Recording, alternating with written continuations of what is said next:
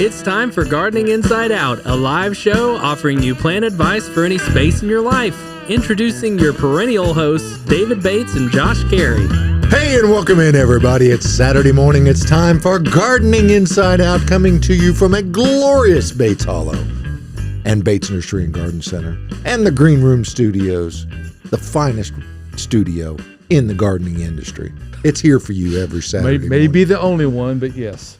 It doesn't change the fact that it's the finest one. You know, at least we think that's the way it is. And welcome in, everyone. And Josh, good to see you today. You And too, sir. thanks to everyone for tuning in. We're going to be talking about, well, gardening. Yeah. Yep. And all the questions you have and the associated issues. Mm-hmm. First, we will venture off into the area of weather, which, affects everything we do. Yes. And today is, of course, Saturday the 22nd. I hear.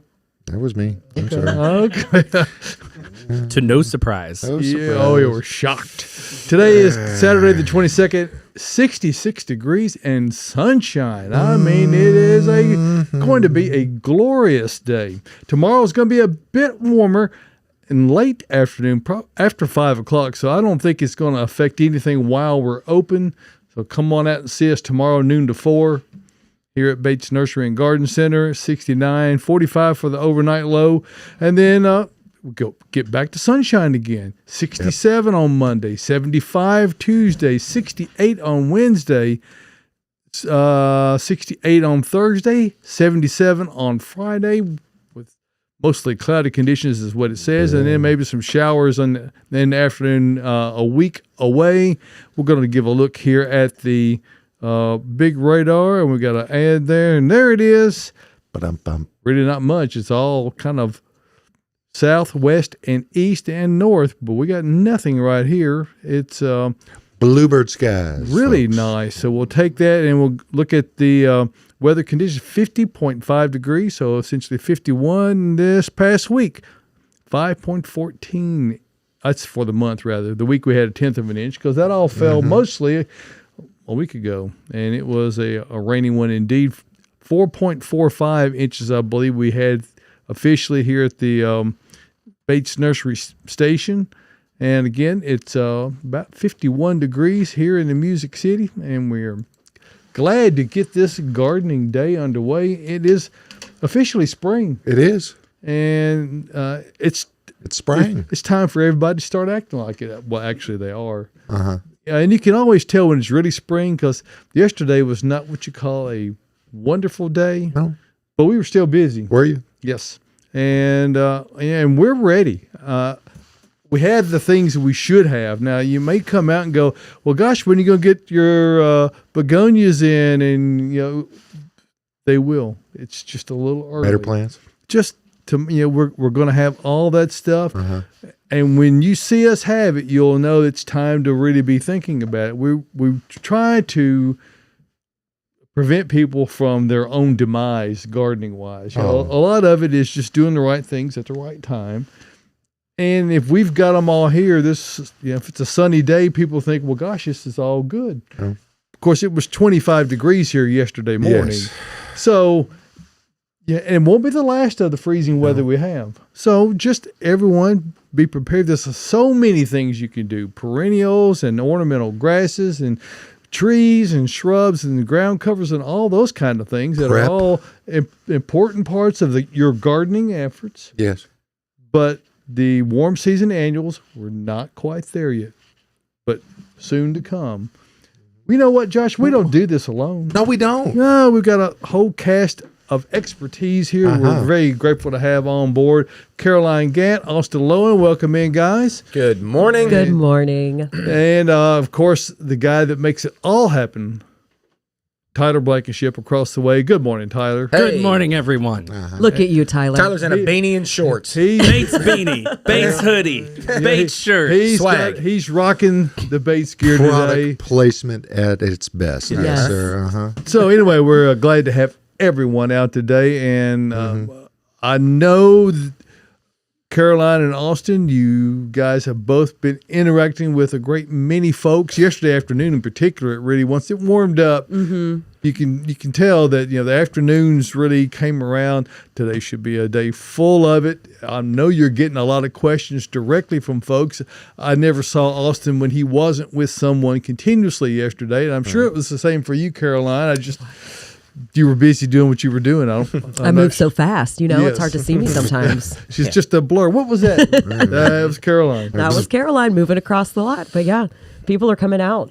Yeah, Getting to see folks. it's time. We're seeing people we know. We're seeing all of these new faces, everything. It's just great to see faces talking about plants. We are excited. Of course, Yes, we are. we're excited. This is what we do. So this time of year is like our time. Oh, our time to shine, really. It is. We're blooming. We're shining. We're blooming. We're shining. We're here. And we're brimming with information because that's really what we do. That's I wouldn't perhaps be. a little different than what you can just get at like a box garden center. Are you that- kidding?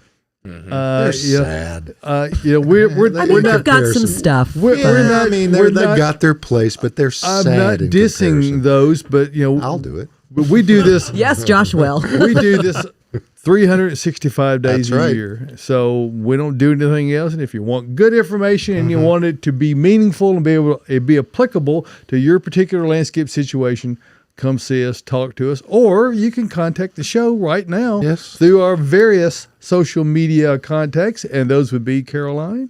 That would be, you can log on to Facebook, which Yep. you might be watching from right now, Gardening Inside Out, or the Bates page, YouTube, Vimeo, and Twitch. Please. So we are on all those platforms streaming right now. Yep. Yep. Yeah.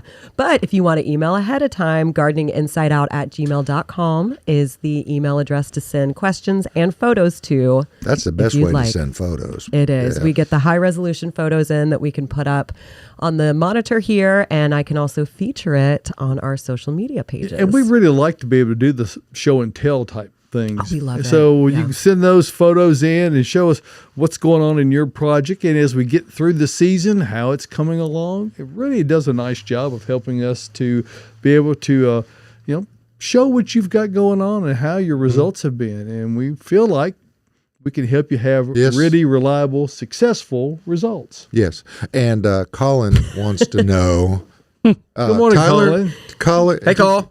Tyler, do you have Bates underwear and Bates socks? A little Negative. Bates Wait a some minute. underoos for Colin? Negative, Colin. Tyler, Okay. we need to get on that, though. Yeah. At least socks. Yeah, socks. Oh Yeah, my gosh, Bates socks would be so fun. I would wear tall bait socks every day. You would. Oh, definitely. Yeah. Let's Bates make that happen. underoos just for Colin. But only For only Colin. boxers. We're not, we wouldn't not briefs. He'd be brief anyway, right? You think started Tyler it, can Colin. make it Come on. happen. Yes, he could. Yes, he did. And Tyler can work some magic, hopefully, and get that out there. Yep. Speaking of out there, Out there? we got some questions out there. well, Oh, Let's we do 'em. do. Let's Okay. dive in. We got an email from Anna. Good morning, Anna. Hey, Anna. Anna says, y'all, how do I prune a rosemary topiary up so it continues to look like a topiary while getting tall? Is it possible? Is it probable? And then she says, thanks so much. In all caps, I love the podcast. Well, Thank you. thanks, Anna. That's Yes. sweet. Very nice. And rosemary topiaries. Okay, so to get them taller, this is a tricky question a lot of times. Like with a lot of topiaries, people ask me all the time, like, well, how big's this thing going to get? And I'm like, well, in theory, we don't really let topiaries get bigger than what they are. Like that's where we want them, and you're talking about a topiary rosemary, which is a single stem to a round canopy rosemary. So if you want it to get taller and bigger, you have to first off let it get taller and bigger. Okay, you have to do that, and then it gives you stems to play with. Okay, so if the canopy's here now and you want the canopy up here, we got to let it get to there and then shorten and then raise the canopy. Does that make sense? Yes. Now, as some people, The visual. The visual. Oh, yeah. Try to help. and there are different forms. Some are already Right. pyramidal from the get-go. So all you're doing is allowing them to stretch out a bit, cut the long ends off, and keep them in that pyramidal form, if that's the form you're looking for. But what you're talking about is like a single ball or perhaps a multi-ball topiary type. Those are going to be a little bit more work to keep them looking like that. So, whichever way you go, it requires some trimming. If you just are wanting rosemary just for using for culinary purposes, a bush form will do you well. Absolutely. And you can train one of those on your own, but it does take time. And once you begin into it, you got to make sure you get the right cultivars. Don't use a spreading type trying to grow it up unless you have like a wire frame to grow it on. You got to have some kind of structure for that. But more of the upright types you can do on your own. And be prepared on rosemary to bring it in the wintertime because they get a little burned in the wintertime as well. So they do, particularly if you have it in a pot above ground. So Right. it's going to need some protection. Even if it's in the ground, it might. It could. Yeah, but hey, Anna, you already have our email address, so Yes. send us photos while you go through this process. We want to go through it with you. Better yet, bring in your topiary. We'll prune it together. Oh my gosh. We'll just do it together. We can do it together. That's right. I love pruning topiaries. It's really fun. I get around Christmas time, around the holidays, we get lavender and rosemary topiaries that are in the shape of little Christmas trees. So they're like little cones, and they grow like crazy, and it is really fun to keep them in check. Now, I'm not trying to train them. I'm just trying to keep them in that shape, but it's very therapeutic to just take some small shears Yep. and just start Nip, like you're start cutting. But the boot, I don't know that would be really good to cook with some of those. Like David was saying, you got to get the right cultivar because Well, they're fine to cook Yes. with. I don't think it affects the flavor. It's just the growth habit's different. Some are spreading, that kind of stay on the ground and more of a low bush form, and others grow much more upright. rosemary sachets. Oh, that would be great. Oh. It would be. Right, we got some tree questions. Someone All is right. asking, what's a good small tree for a backyard in a subdivision? Well, there's a number of them, and we're going to get to that here soon because there's a lot of small trees out there doing stuff. Oh, yeah. Doing some great stuff, and we love it. So some of the smallest trees that you can buy, especially here, is going to be, say, redbud, dogwood, cherry trees. All three of those are small growing trees that are great for a backyard. We brought in patio peaches today. Patio peach is one of my favorite plants. And you talk about small, like small for a tree, that's a patio peach. And they flower profusely. I mean, up and look down at it. every stem. Yeah, Tyler, it's can so, you get like, in there? compact. It's It's- compact growth. It's got purple foliage. One cultivar anyway has purple foliage after it blooms, Yep. and it's a fantastic little plant. Is that what's on the right in front of the tree lot out there? Yes. The patio. Oh my gosh, folks! It looked like fuzzy animals out there. There's so many blooms on The them. very first trees you see when you come to our tree lot are patio peaches right now, and you cannot take your eye off of them, can you? No. They're also a great container plant. Great Yeah. container plant. You can underplant them with annuals. I do love a good patio peach. I mean, once they leaf out, they look like a tropical plant from like Miami or something. Like very tropical look. Yeah, they have a different look. It's like a long leaf. Yeah, it's Long, long, linear, skinny- serrated leaf. It's and as it's though purple. the foliage is disproportionate to the size of the tree. I mean, the leaves are really big, and Yeah. the tree is not. So it's quite a contrast. And there's some with dark leaves and some Oh, with yeah. green leaves. So you can go goth or not. That's right. Yep. Plenty of trees, but those are some of the smallest that work for a backyard. I do need to get me one of those. Love them. All right, another tree question. Can I plant a silhouette sweet gum 5 to 8 feet from concrete, or will it destroy it?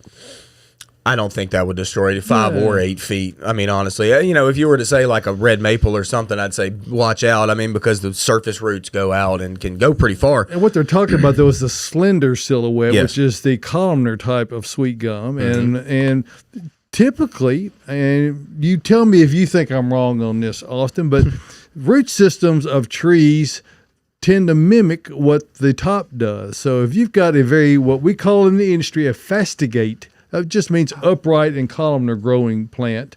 Sounded like a bad word. If it grows like that, the root systems are going to grow quite similar. They're not going to grow as columnar down, but they're not going to be lateral like a maple tree would be, for instance. Those stay on the surface.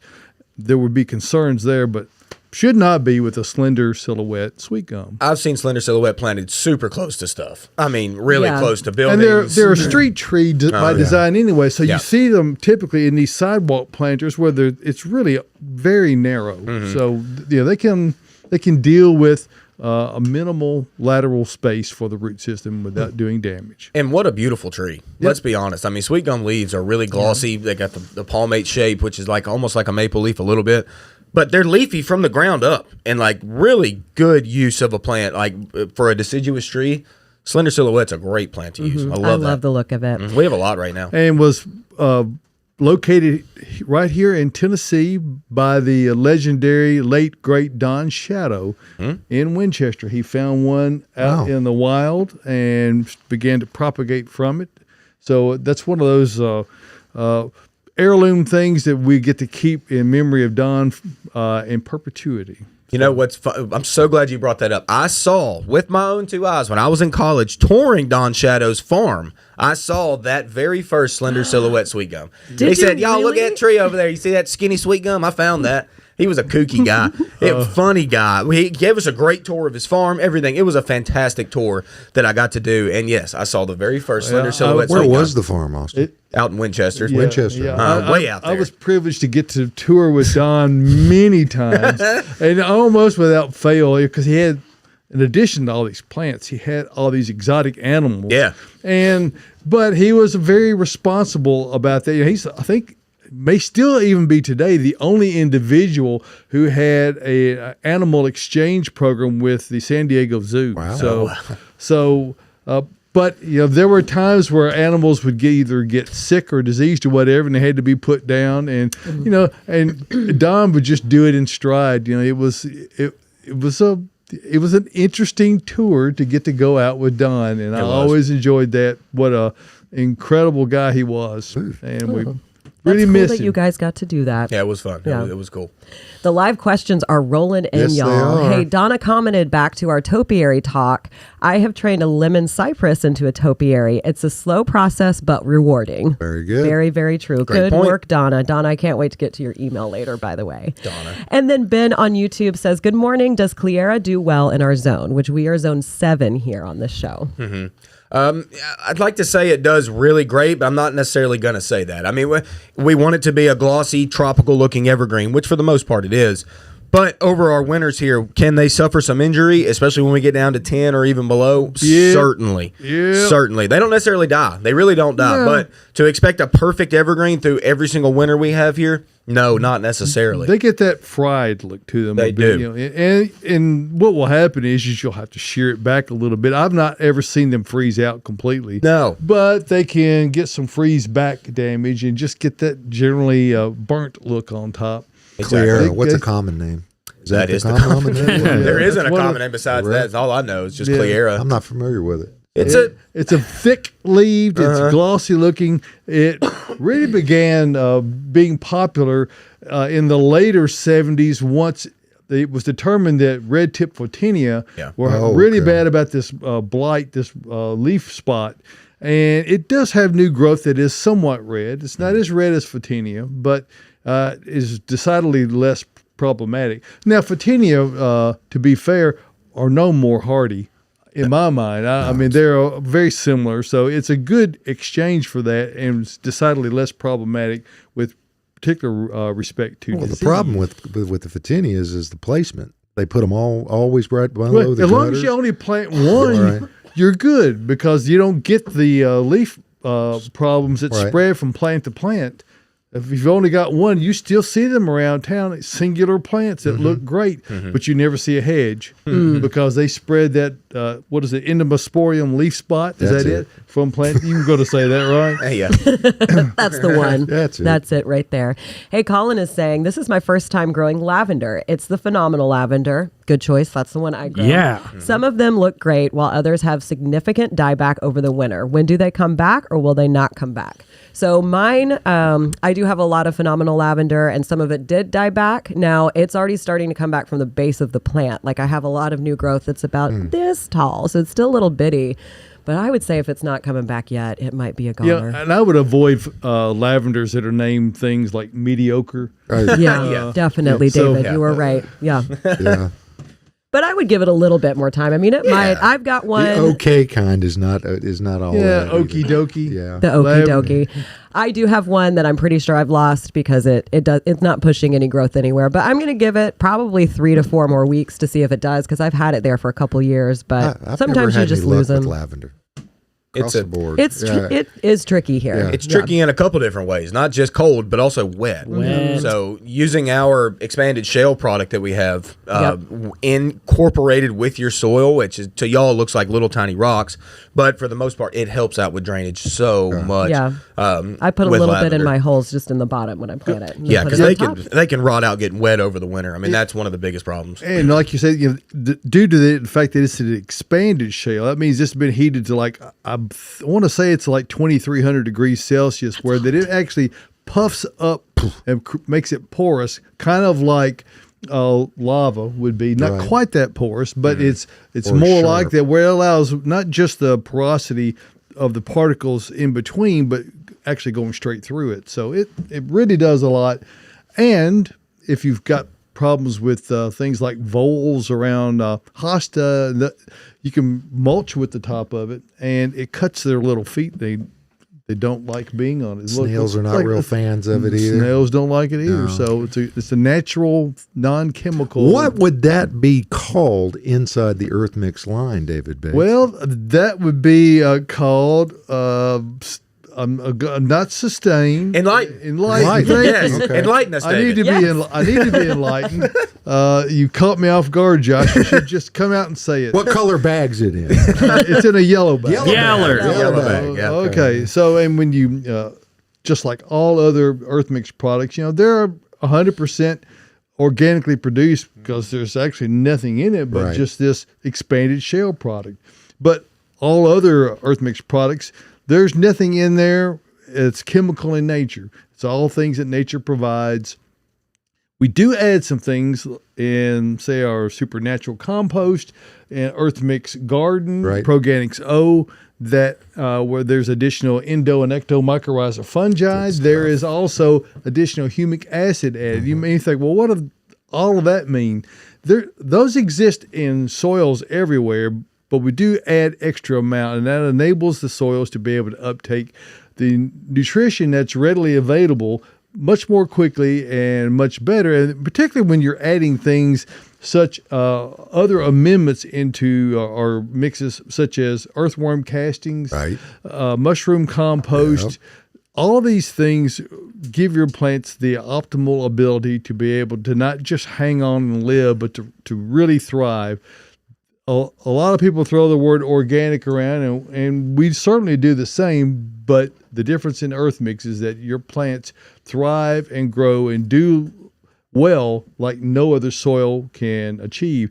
Now, if you go to earthmix.net, you can look at all those products, including the ones I can't think of when I get asked on the spur of the moment, and I don't know it's coming. We have 11. 11 products. And if you want to know where you can get Earth Mix, go to the Find Earth Mix tab. And once you're there, you'll see all these pins that pop up. And Tyler's now got them color coded so that they don't all blend together, which is handy. You can go out. Our really good friends out in Meridian, Idaho, Victory Gardens Nursery, has our friends in Colorado started. Are they open for business? I don't think we're still. They'll be open soon. You ought to check in with them if you're out that way. They already have it on hand. We know that. And then you could go throughout Kentucky, Tennessee, Northern Alabama, and Western North Carolina to all the other locations. And if you are listening and you have a local independent garden center dealer that you would like, just go to the dealer inquiries tab. Tell them you want to get Earth Mix, and I believe you'll be very pleased with the results. We work hard at continuing to improve it. It's not just a static process. We're working at tweaking it all the time to provide the optimal growing mediums and amendments. So if you're curious about all the products, go over here to the products tab, and they're all down through there, including super sacks, and those are available either through your local distributor or through right here at Bates Nursery and Garden Center. So remember this: success in gardening begins at the ground level when you choose Earth Mix garden products. And we appreciate you giving us a moment to talk about that and to help take the work out of your gardening efforts, because what do we like to say, Josh? 4 things you need. Yeah. Sunshine, water, plants, Earth Mix. That's right. You do those things, your chances of success skyrocket. And thank you for giving us a moment. And by the way, you won't find it at any of the box stores. No. It's only available at selected independent merchants. And again, support those folks and help us keep that There you word go. out there. All right. Yeah. Just back around to the Enlighten one more time. We didn't mention using it for houseplants, which is also great for houseplants, Absolutely. cacti, succulent, and a top dressing on your little pots to make it look clean and to where the soil doesn't spill out. A lot of time when I do pot ups here, I'll put the Enlighten on top to give it a nice cool clean looking. look. Yeah. Yeah, it is a cool looking product. Well, it looks great, but also at the same time, a lot of times we do houseplant pot ups, and a lot of times they're a little bit wiggly when you're done. Okay, like that just happens with a lot of things that you pot up. So putting these expanded shell, what looks like rocks around it, it keeps it more sturdy. Yeah. So it's functional and it's pretty. Yeah, no, there's that yellow bag, Tyler. If you want, I'm gonna get back on Yeller. the screen here. Yellow bag. There it is. Yellow bag. Down there We on the see far it. Oh, right. It keeps going Went away away. again. Yeah. It'll be There- there. yeah. It is. So there it is. Can't That's miss the that whole color. lineup. Come All out and right. get some. It's good stuff. It's great stuff. I really You know what love else it. is great? What's in bloom? With Austin. That's right. I got your audio. Hey, Tyler, Yeah. thank you. There's a lot of things blooming out there. And you know what? I decided to keep the goat going a little bit this week, too. Okay? Oh. So I'm not going everything that's in bloom because there's a lot of things in bloom. What we're talking about this week specifically is our small ornamental trees, okay? And fruiting trees. Why not? It is happening around town right now. We're noticing trees. I know all y'all are. We talked a little bit last week. My neighborhood, the flowering cherries are Oh, yeah. going Ooh. crazy. I mean, it's incredible. Yeah, literally just happened over the past 2 days, our flowering cherries. Okay, so magnolias, you've noticed, the deciduous magnolias. Last night, the magnolias took a shot. Caroline, how did yours fare? Oh, I actually took a picture. I meant to send it to Tyler. My jade magnolia, gorgeous. I took a photo a couple days ago, got home yesterday, brown. Although it still has, I would say at least half of the buds are not open, and so those Yeah. will be fine. They'll So- open, but it doesn't look good right now. No. So what we're talking about is either the white blooming or the purple blooming magnolias. They were fantastic. And that's then- an every year thing now. It to is. be true. It happens every year. Do we love this plant? We all do. We can't help it. Massive blooms. I can only remember in the 60 years I've been doing horticulture. Yeah. I only remember maybe 2 years that they got through the entire flower cycle without getting a frost or freeze on them. So, Yep. Way you know, back there in 78 when you had that last time. Yeah. I don't think it was 78. 79? I don't know. Might have been 81. Okay, 81. Yes. Anyway, go ahead. So anyway, the magnolias. If you had them, great. I'm sorry, you lost them. That's what happened. But, You hey, lost 'em. You didn't lose the plant, just the flowers. All right. Hey, red buds are still going. Our natives. How fantastic are red buds this year? Yes. Really, really loaded up.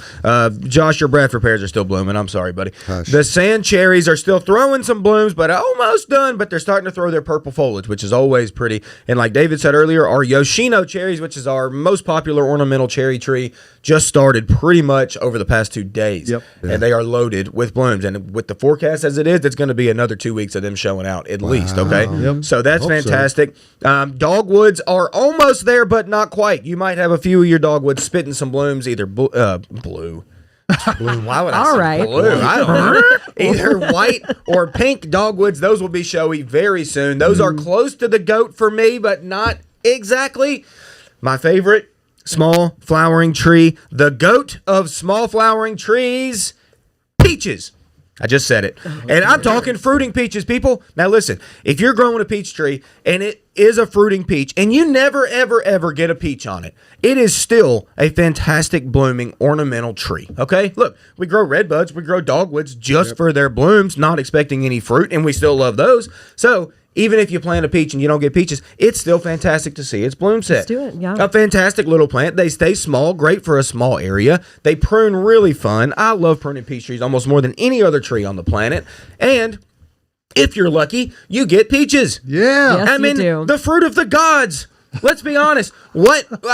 Everybody and every animal loves peaches, and that's a problem for There's us. not Okay, one person who doesn't like it. all the way down to the tiniest insect, all the way up to the biggest mammal, we all love peaches. You know, we do. So squirrels are no different. There's a lot of No, problems. squirrels will put a whole one in their Yes. mouth and carry it. Not just squirrels, Awkwardly. not just deer, but insects bad with peaches. Like, look, I'm not going to sit here and tell you they're super easy to get peaches from it. But if you do, even if you get one peach that you get to eat, it's worth it because in they're your fantastic. entire life. Exactly. Exactly, David. Got 6. Listen, exactly. If you can live in Middle Tennessee and get one peach in your life, it's worth it. And Georgia's right next door, so you can always Alabama get does some. pretty good too. Yeah. Yeah, so Yeah. Peach Park You down need in Alabama. a peach. You don't have a peach. I actually do have a peach, but there's a story behind that. We You can talk about do? that some other time. Yeah, it's a weird thing. But anyway, if you're not growing a peach, y'all, you need to be growing just one peach. Everybody needs one peach in their yard. It takes up like to no space. Blooms beautifully. Potentially. Tyler had one. They Tyler, get don't pretty you big. dare give me that. This is the I'm goat gonna section. give you that. I've grown it. This is the goat we're talking about. He didn't mean it's not the goat, but I love it. Just, if you're going to plant it in your tall, skinny front yard that's like a 5-foot strip, might want to get one of the teeny ones. Maybe not. Yeah, get a patio peach in that. In There that you sense. go. There are no fastigate. Not that I've peaches. seen, no. And we don't want them to grow like that. The biggest No. MO with peaches is we want the growth going this way, people. We want it out and wide. We want the Get open. some fruit. Yes. But anyway, peaches are my goat. that's it. That's a great goat. Hey, I'm proud of it. You should be proud. Yeah. I love peaches. Yeah, I've watched you prune a peach tree before. Yeah, sometimes you got to get in it. You sometimes do. you got to climb like that thing. literally inside. I got the up tree, in it. You have climbing to. into it. It's great. Yeah. Yep. You know Love what you're peaches. doing. You know what's up. Love it. Hey, Mary on Facebook says my old-fashioned Pearlbush is in full bloom and it's wonderful. yes. Fashioned Pearlbush. What's David? help eyes me are out, even Sean. Oh closed. God, I was just Chinese spice bush. The Pearl, but no, I know Pearlbush. That's somewhere Yeah. deep in my brain. yeah. I'm I can't think of it. Tyler, we got can't it. dig it out. It'll 2:00 in the morning. While you'll- he's digging that out, both of them are digging that out. Murray sent a question. Tell us what is in studio this morning. That will be coming soon. So I'm not ignoring your comment. We will she go is. on a. Josh, no, Gosh, I'm not. no, I not. would never. We will take you on a little tour in just a moment. but Somebody we're not quite ready. send us a picture of your Pearlbush. I need to know what Pearlbush is Is it- killing me right now. Is Tyler's it over there Googling. Excorda? Oh, Exocorda, right? Exocorda. Yeah. That genus is in my head too. That's That was common old school. Pearlbush. Uh-huh. I need a picture Exocorda of this. race. Is there an racemosa. uncommon pearl bush? Yeah. I always, Is there I always one? wonder Cultured when they pearls. qualify Cultured the pearls. names like that. It's- If you want to send that picture, Alita wanted to know the email address again. It's gardeninginsideout@gmail.com. There's got it right up. up on the screen. Very good. Tyler's so fast. And then Joyce said, I tasted a redbud flower this week. We talked Joyce. about that on the podcast intro. It's part of the pea family, and that's what it tasted like to me. Well, Joyce, good for you. yeah, Nutty to red me. buds. Actually, you strip them off. It tastes like peanuts. Really, Yeah, like nutty kind to of me like as well. very tasty. Now, don't do that if you apply chemicals to your yard. Oh, No, yeah, yeah. don't. Only don't if you're you an do it. organic gardener, don't do that. But if you do, you can go out in the woods and eat them. They're great. They're great. We were talking about we're going to do a taste test on the podcast intro this week. All right. Because we talked about it last week. So because both Tyler and Austin have not tried one before. I've never tried a redbud Oh blend. my gosh. Didn't even know you could do that. Just get a whole handful. I didn't know that. Stuff You know what? them in. I'm headed to the tree lot right after this set. No, And you have to do it on the podcast. You're not allowed to try it. I'll do So both. Caroline, I can do both. You, Okay, I'll wait. it Fine. was supposed to. All right, we're moving on to other questions. Do it. What flowering plants can I replace my daylilies in my front yard beds that get full sun? Oh my gosh, you have so many options. Like 57 options for that? my favorite right now is catmint. I've got Walker's Low catmint. My gosh, it's the best. To What an me. easy plant. What's Yeah. the matter with your daylilies, though? You just want to change them out? I love probably daylilies. change 'em Yeah. out. Daylily, you know.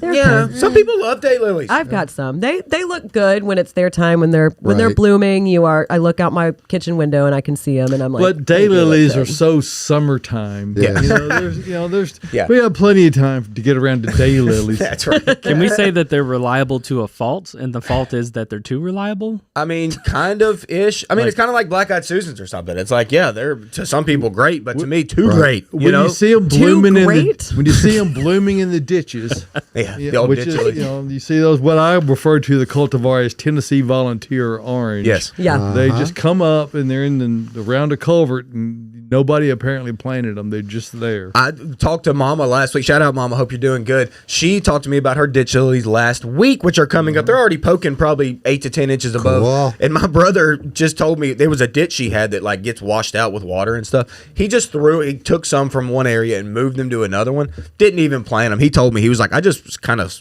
put them on top of the dirt. And then now it's been 3 years now. Those ditch lilies are coming back. They're doing it. They're looking good. The question being, what would you replace them with? We've said Well, like we said, there's 57 plants. But what would you choose? Let's go around the room. All right. Everybody got quiet. Everybody. I know, wow. I've already said mine, catmint. Austin? I love Baptisia. It's a little bit taller than daylilies, but gosh, what a beautiful plant. We've got a lot of those right now. It's good. It turns into like a shrub. I'm thinking you're looking for a spot that maybe the reason you're getting out of there because it doesn't get enough light. So some cultivar of heuchera, there's just so many cultivars of heuchera. You've got to, if it's a little more shady area, and heuchera, really it's not the flowers, it's the foliage that's the showy part. So there's my choice. Variegated variety. Oh, come on, Josh. Josh, that's what you got? That's what you brought in? Variegated Listen, that's monkey what he wants. Okay, that's fine. I mean, I love daylilies. We're not here to I'm judge. changing them. So He's not changing. I'm not But changing them. You know what you could do though is to come out here and talk to one of our fan favorites, Bridget, out in our perennial department. She can show you all 57 of those plants that you could use for that spot, and she's very helpful with that. And we've got them right now. We've got them. We do. And we've got, I know we talk about it every week, and this is my time to correct myself from last week. We have 4-inch perennials. 4 Sun, shade. And last week we were talking about what a deal it is. And Austin was like, $379, can't beat that. I was like, actually, it's $479. You said it's poppies. not. It is $379. Yes, we have poppies. Yeah, and and Seem too Bridget good to be contacted true. me yesterday about those, so I'm going to be putting those in the newsletter this week. So stay tuned to that. We'll see what we can come up with on that to really get you interested. And y'all listeners have been listening to us when it comes to that. I have seen y'all's carts full of those little 4-inch perennials. It's the way to go. There's nothing better. And the great thing about them is that in a 4-inch pot, if you plant it right now, by the time we get to July, they're nearly indistinguishable from a 1 gallon size. That's how much they're going to grow and how quickly, and you can save yourself a bunch of money. I want to be home. I'm going to be home a little late, Diana. That's right. Gonna be shopping that area. All right, we are getting more live questions and comments in. Mikey on YouTube says, I have a dwarf bonanza peach tree in a container on my porch last summer. Wouldn't you know it, a little squirrel found it and ate every peach off it. They and always left me do. the seeds. There's Tyler. Okay. You're so mad at peaches. Well, Tyler's so mad he cut his peach tree down. He did. No, I'm not. I'm not mad at it. Look at those eyebrows. He is mad. He's not, look, my voice is raised, my trust eyebrows me. are up, but I'm not mad. Tell us, Tyler. No, all the peaches would down here in Tennessee usually ripen around the 4th of July. Yep. And you can pick them off, and that's great. I'm sure up there in Pennsylvania, I think is where you are, there's probably a little bit later than that. So try to mark a date down where you can protect that, where you can cover that, because they know, like, I work. I can't be out there. The squirrels don't work. They work at getting the fruit. And It's 9 That's o'clock. their We can full-time go on job. out And there. so exactly when it's ripe, when it's perfectly ripe, that is when they will be there to take it and squander it away. So do what you can to net that, to protect that. I have the same deal with my figs. It's You a know, timing thing. They are notorious about that. So, you know. And tons of blackberries and blueberries and all that good stuff. They wait till they are ripe. And then they go are. for So it as really, soon as y'all, they if are. you can harvest a day or two before perfectly ripe, you will probably up your odds tons on your fruit if you do that. Yeah, because and all you got to do is just leave them sitting. Yeah. Give them a couple more days to ripen. Put Yes, out a few bird feeders because they shouldn't be called bird feeders. They should be called squirrel feeders. See?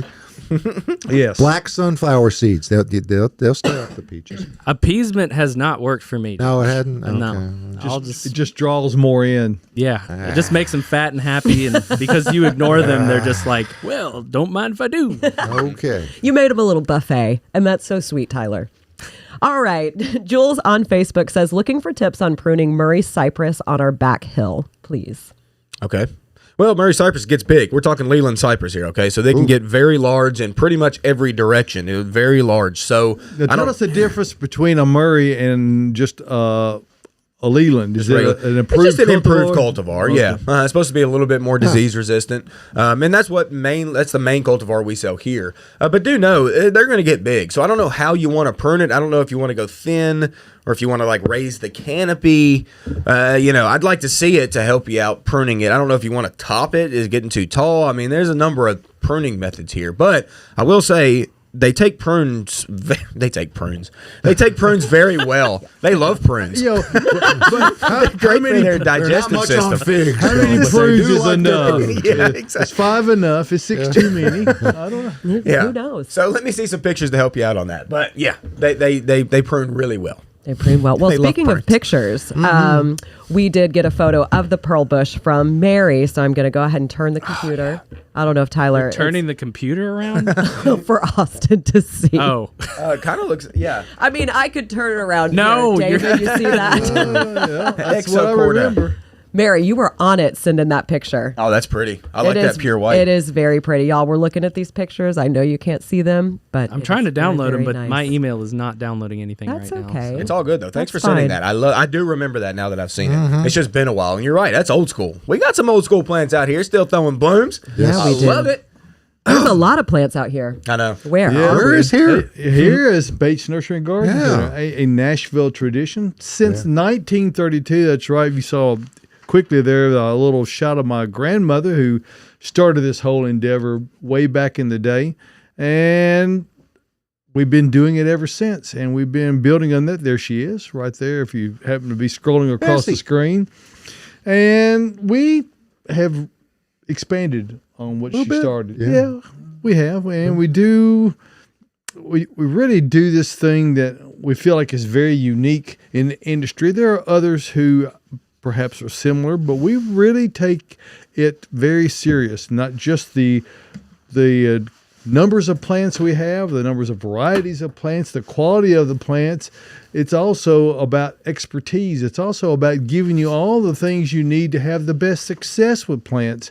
And of course, we recommend Earth Mix Garden Products. It's the official soils and amendments of Bates Nursery and Garden Center, and is the difference in having success and not. If you want to rely on luck, well, you're going to have a lot more loss. If you use Earth Mix Garden Products, you're going to have much more success. And you're going to get that when you're using the right plants in the right place the first time. Yeah. That's the way we do it here at Bates Nursery and Garden Center. It doesn't matter who you engage with, whether it's Austin or Ben or Owen or Adam or any of the other Associates that are out there, they're all great, folks. They're all pleasant. all to very deal with. good. We enjoy what we do, and we love helping you. It really helps a lot if you bring some pictures along with you on your smartphone or tablet of the areas that you're working on, and that gives us some insight. If you have approximate height, you don't need to know to the inch, but if it's like waist high or shoulder high or whatever, and also generally what direction it faces. Yes. And if you have big trees, general information, it's there's landscaping is pretty forgiving, but what you don't want to do is plant junipers on the north side of the house where you have no sun. Right. Or you don't want to plant a cuba on the south side of the house where you have full sun. So those kind of things help us a lot to help you get those correct choices made. And regardless of what the weather's doing, which right now is going to do wonderful. It's going to be great today. Come on out and see us. We're here from 8 until 4 o'clock. Not 8, 9 until 4 o'clock. Monday You're here through today. We're here. Monday through Saturday. We got here 8 o'clock. You got to get ready for everybody. We do, and we have to work at that. But Yes. 9 until 4 Monday through Saturday, noon until 4 on Sundays. So come out and see us. Check out our website. I've got this. Everything we sell is searchable online. I write a weekly blog. Read all about it right there on the website, or you can subscribe while you're there and get it to your inbox once a week. It's only once a week. We do not share your information with anyone, and we're very privileged to have more than I ever believed possible numbers of people who read it every week. We're right at 33,000 folks who subscribe to it. So if you want to be one of those, we'd be glad to have you along. And if you decide at some point that you don't want it or not interested, you can just unsubscribe and you won't get it anymore. So it's pretty straightforward and simple. Bates Nursery and Garden Center. Check it out at batesnursery.com, beautifying Nashville since 1932. Bates Nursery and Garden Center. That's almost as old as the Opry. 100 years, the Opry. That's pretty close. Opry's 100 years next 100 year. this year. This year. Okay. This year. Yeah. We've got a few to go. I'd say the first 93 are the most Yeah, difficult. they're the most important. Yeah. Yeah. So We've encountered a couple little things along the way and probably still will, but that's the nature of life. It's not about not having issues. It's about being prepared for what may be occurring and how to deal with it properly. You never know who you'll see out here either. You might see an opera star. No, this is Nashville after all. It is. We do have a few folks who come out. I get around to other places around, and people go, I said, well, they're customers of ours. Yes. We're privileged to have them. Well, David knows everybody, Does. He knows everybody. And, I used to. As my brother Mark says, I never forget a face. What's your name? Yeah. What's your name? Speaking of names, it's time to name some stuff in this room. Hold on. I got the photos up of the Exacorda. Okay. Whoa. There they are. Nice. I had to get it.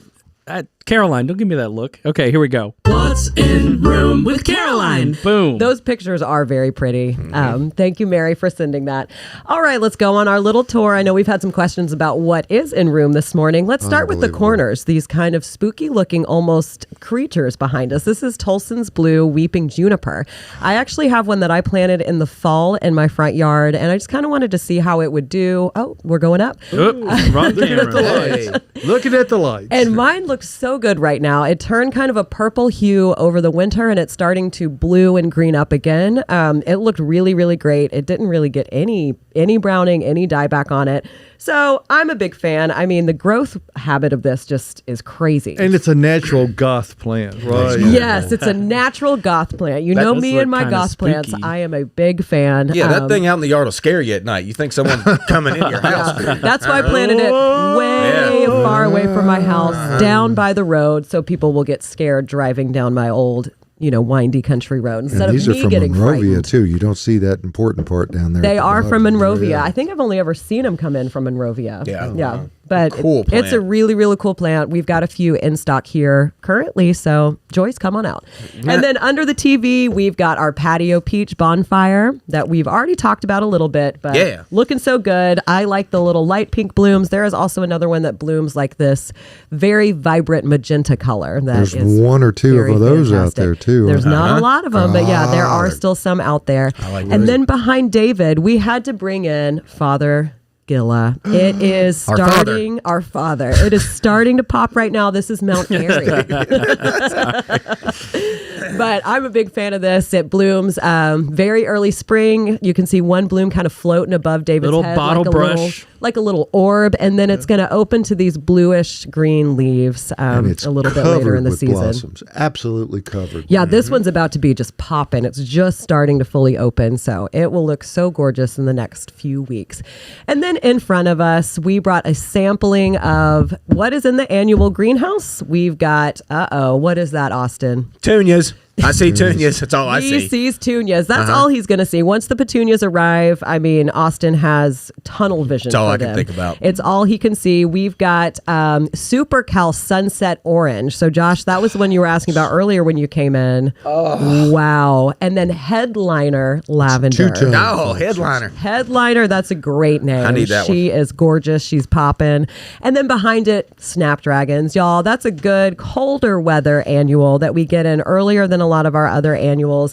They talk, these are the double shots. Those So are they're a little doubles, bit yeah. harder to make them into puppets. If you squeeze They the got regular cotton mouth. ones, they'll talk a little bit.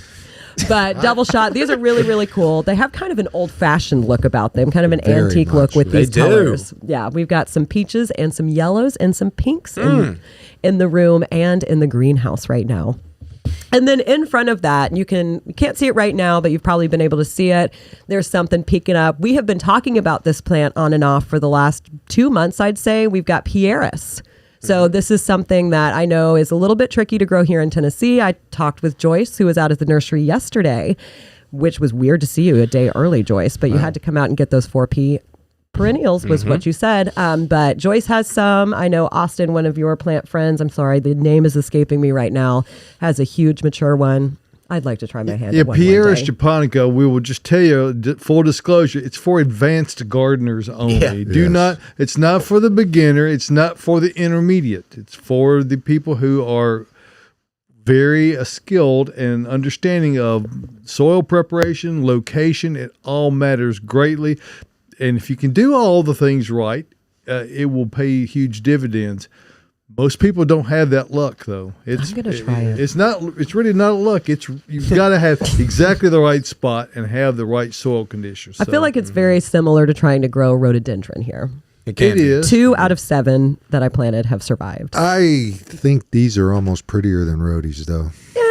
They're so different. They're so Yeah, different. it's I such feel a- like you can't really compare them. But let's get back to what our tour is. We've got geraniums. Geraniums came in this week, y'all. They're popping. We've got pink flame right here in front of our feature plant. We're taking a slow pan. Scanning, Here we scanning, go. scanning. Where are there? They are. Hey. Look at that color. It's so vibrant. I never grow geraniums, but we actually have some in 4-inch pots back there. And I've always wanted to, so I think maybe it's the year that I grow just a few, just a handful. They're old school, but they're cool. I They're like cool. geraniums. I do really like them. Anne in our office, shout out Anne, love her. She grows geraniums every year. She's a big fan. Love them. My grandmother always grew them, and in the wintertime, she would let them dry out and hang them upside down under the rafters. And about half of them, once you repot them and cut them back, would come back out. Yeah. So That's one of the very Really? first things that she sold out here when the nursery opened up, wasn't it? Wasn't it? well, I don't know about out here, but over on 26th yeah. in Charlotte, yes. Yes. And then our feature plant. Feature. Yet another geranium. We've got Martha Washington on the hot plate right Martha's now. here. Martha has entered the space. She's entered the room. She's up here. She's dancing. She's spinning. She's coming all the way around. Let's wait for a minute. I'll keep talking because those blooms are about to be front and center. Oh, there's the first one. Look at her showing So off. tell us what's different about this variety of geranium than the other Then ones. the other one. Well, you'll notice the ruffled leaves that are a little bit turned up. So looks like a skirt almost in a way. Looks like a bush maybe that hints pansy. the name Martha Washington. I know she wore a lot of skirts, probably sewed a lot of skirts would be my assumption because I know she was quite the seamstress. Does look like a pansy, and you'll see the blooms as that one exits the stage is a little bit different than the pink that's in front. They're more full. They've got the coloring on them. You know, it's dark up top, light on the bottom. We have quite a few of these in stock too at the nursery. So Great come on out. foliage on it. It's just Absolutely outstanding. gorgeous. Yeah. Yep. Oh, I love annual season. I know you do. It's so good. Because it means rose season is coming coming. right behind the annuals getting here. Oh, my goodness. Look at Jane. Jane's asking, Questions are do we coming. have scented geraniums? I don't know if we have any right now. I don't actually think we do. What you're talking about is citronella. Yeah. And we haven't will seen have. any yet, but there could be some hiding back there. But yeah, like David said, we will have it soon if we don't have it now. Our selection will transform Dramatic. nearly instantly. Yeah. And we're just waiting on the weather. Continually. So Yes. So you're not going to miss an opportunity. You're not. Hey, Joyce said, I just about cleaned out the stock of creeping thyme yesterday. That's right. When I saw Joyce here, I was like, what are you doing here on a Friday? And she was like, I got to beat the weekend. I got to get my creeping thyme. Which, speaking of that, Joyce did send in a beautiful photo, which I think there is some creeping thyme in it. So she got a... oh my gosh, the name is escaping. Filbert? Contorted Contorted filbert. filbert? And I bought one after the show as well, and then I couldn't remember. So she came out, bought one after the show last week, and she sent a photo of it. She's already got it potted up, looking you go. amazing. Gilbert the Filbert. Gilbert the filbert. And I think that's some creeping thyme around it. What? And it has one of the most lovely botanical names, Corylus contorta. It is really a nice, interesting plant, and almost better without foliage on it. This is the time of year when it really looks outstanding. That's what she says. She Great planted it container, outside too. her mother-in-law's window so she can see it. And she says she likes the naked look without the leaves. Which I've heard, the twisty look is much better than when the leaves come out. Both Austin and Adam are like, yeah, I don't know. Once it leaves out, I'm sure leaves about out. it. I don't like it at all. Yeah. And then Pam sent some photos in last year on my mailbox. Hey. Stop. Wow, hyacinth bean has been the hot plant, I think, for us this spring. We've talked a lot about it. So there's Pam's from last year, And the canna. and then the cannas with that hyacinth bean behind it. Pretty Gorgeous. outstanding. Good. Yep. Great textures, great colors. Love it. And then Donna. Donna says Justin Brower Boxwoods made it through the winter. Austin. Had to include your name. Thanks, Donna. Thanks for calling me out on that. Hey, you know what, though? My Justin Browers boxwoods made it through this winter, too. Because you put them all in one little hole. All 7 of them in the same hole. They're still doing great, y'all. They're tucked in together. You can still individualize 7 if you actually look at it, but they're all in a tight cluster. No damage this winter either, Donna. So good for you. I'm happy. Yes. When Justin Good Browers work, is Donna. happy, it's by a the end of beautiful this boxwood. by the end of this growing season, though, it'll be just one mound. Yeah. You won't be able to differentiate. Oh, I cannot between wait till it flushes, David. You just nailed it. Like, once that happens, it covers up all the lines. Now, have Yeah. you already sheared them back tight now to anticipating that? I first haven't flush? really had to. It's such a tight grower as Right, it is that right. it's got like maybe 1 or 2 little baby stems that I could maybe snip. But honestly, haven't had to do much. It's going to flush uniform. I'm very excited about You that. had sent us a picture like a week or so ago. Yeah, you it saw does it. look good. It's yeah. tight and uniform. It's low. I mean, that's what Justin Browers is. It's a very small dwarf boxwood. So, Donna, good work. I'm glad you still have yours. It's about to flush and be Good work, beautiful. Donna. Donna, I got so tickled at your subject line. Thanks, Austin. Donna. I know. And then Lee sent in some photos of Lee. Japanese maples. Let's see. Oh, Yes, Lee. Lovely. look at that in that Lovely. pot. That is the aesthetic. I mean, that is, Lee, I saw you yesterday Wow. and loaded some pine straw for you. And I told you to send in some pictures of these maples, and I'm super glad you did. What a fantastic That's- Love red. that Mugo behind it too. that's gorgeous. Lee and I talked for just a minute in the garden center. It was before we got the freeze that we had the other night, and we were talking about Japanese maple. And because my Katsura had just started opening, like the leaves were out and it's opening and looking good. Mine doesn't have any damage on it. Like my Jane Magnolia, I mean, the petals are way more tender, but my Japanese maple, no burn on those leaves. So No, I didn't see any on mine either. I've got a couple maples waking up, but barely waking up. I mean, the tiniest of tiny. So if they were to see damage, it would have occurred. But Yeah. I guess temps didn't get low enough, whatever it may be, that everything's fine. yeah, my Katsura wakes up before anything else. That one is early to wake. Or when I say anything else, I mean any of my other Japanese maples. Yeah, that one wakes up early. We got some nice ones on the lot right now, y'all. It's Oh, God. the leaves look like a sunset. They're You beautiful. can't beat it. It's amazing. Did you have the pictures of our ice show? I took a lot of pictures of it. Yeah. Anyway, we use overhead irrigation as a means of dealing with freeze protection, and the theory behind it is that yes, it does produce a sheeting of ice over the top of plants, but it keeps it at 32 degrees, which, in case you didn't know, Josh, 32 degrees is not just the freezing point of water, it's the melting Melting point point. of ice. So by keeping it at that temperature, Just right there. we're able to A protect Goldilocks them. spot. But we got a lot of ice. It was the coldest temperature we can effectively do that on. We got more than a half inch of ice on stuff yesterday. I It was gorgeous. pretty There it concerned. is. There it is. Cool. I mean, it's always an interesting sight to see the winter wonderland in March. It is. So We got a good video too of Austin shaking off some ice from. Rocking the Tay-Tay. He was. He I did was. that. It's on our Facebook page and Instagram if you're wondering after the broadcast. Don't look for it now. No, Scroll on no. down on Facebook if you're watching on Facebook, and you will be able to see it. And I know we got one more photo in, Tyler. I can't find the email with it's not for me in here. Tiffany's email? Uh-huh. Is that the one? Tiffany? Yeah. Yeah, I'll go ahead and I'll publish it, and then I think I've got it pulled up here. Nice. So, we just built this garden last year. I planted lemon and lime trees in these pots at the end, but didn't bring them in for winter, so I think That they sticks. sadly died. Are there any shrubs or trees that stay green year-round, and a bonus if they flower at some point? Oh man. Yes. Now, I will say somewhat limited on evergreen plants that flower here in the mid-state anyway. I mean, one that comes to mind that just randomly popped up in my head is a teddy bear magnolia, of all things. Oh, Beautiful, glossy evergreen leaves that stay short. It is not a very big magnolia, but still blooms those massive blooms in the summertime. That could be a thought. Yeah, the Containerized or yeah. planted? Yeah, The, containerized. the only problem you're going to have with any kind of a broadleaf plant that's in a raised planter that you don't bring in over the winter, and that Yep. you maybe also forget to water thoroughly prior to a big freeze, is that they're going to be susceptible to freeze out. You lose 2 hardiness zones effectively Easy. by being above the ground level. So if it's say teddy bear is probably a zone 6 at best, that means it's become a zone 9. you're 8 anyway, Yeah. or 4 depending on which way you want to look at it. If you have moved the point is that it's not nearly as hardy above the ground. So just be mindful of that.